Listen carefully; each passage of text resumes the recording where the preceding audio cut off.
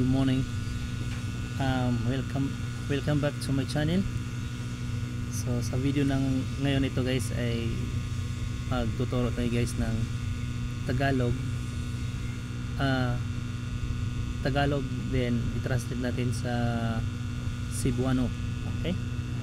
So kung bago ka pa lang sa aking channel guys, paki-subscribe and then paki-comment and then paki-like and share. Thank you guys.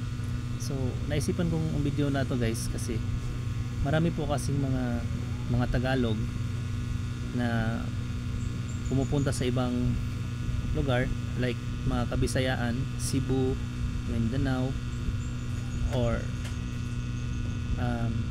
something like that, and then parang hindi sila masyado marunong mag Cebuano. So ngayon naisipan ko guys ang video na ito para kahit paano konting kaalaman kung paano magbisaya, kung paano magsalita ng Cebuano. So magsisimula tayo guys sa mga gamit. So yan. So meron ako ditong ibang gamit guys, mga ilang gamit na itagalog ko siya and then i-translate ko siya into Cebuano. Okay?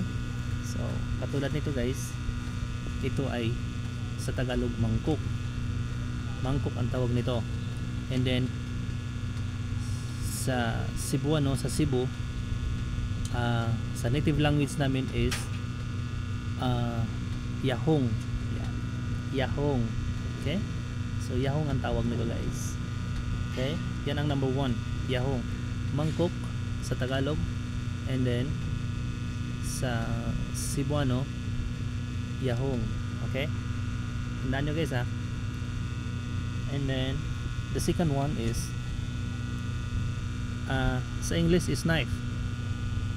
Sa Tagalog is kutsilyo. So sa Cebu ang tawag nito ay sa iba ay kutsilyo din, pero ang pinakaano talaga nito talaga sa Cebuano ay pinuti. Yan, pinuti. Yan, okay? Kutsilyo sa Tagalog, and then sa Cebu pinuti. Yeah. Pinuti guys.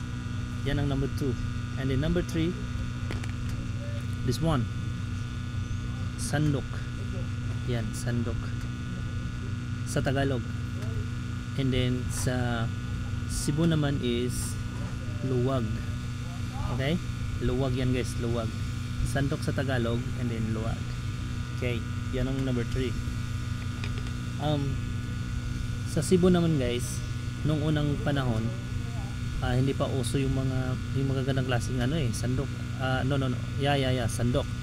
Hindi pa uso yung mga ganong mga sandok na mga ganitong klase. So ngayon, nung araw, ang ginagamit nila is ito. Yan, tatanggalin lang nila yung laman, may laman ito, like this one. And then ipoporma na nila yan ng sandok.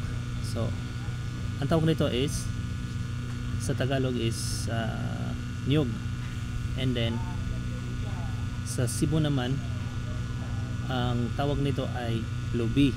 Yan. Sa Tagalog is niyog, sa Cebu ay lubi. So ayan. Okay guys, so meron na tayong 4. Ang una, mangkok, and then sa Cebuano ay yahong. Kutsilyo sa Cebu is pinuti. So yan.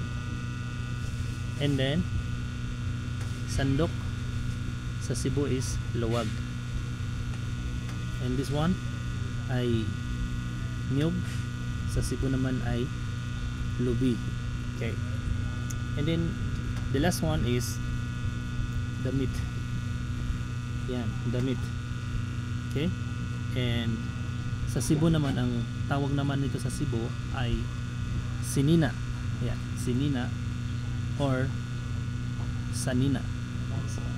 Okay guys, so yun lang po guys yung ating video ngayon. Sana magustuhan nyo at sana paki-like, share. Huwag kalimutan guys mag-comment. Thank you so much guys. Have a good day. Bye bye.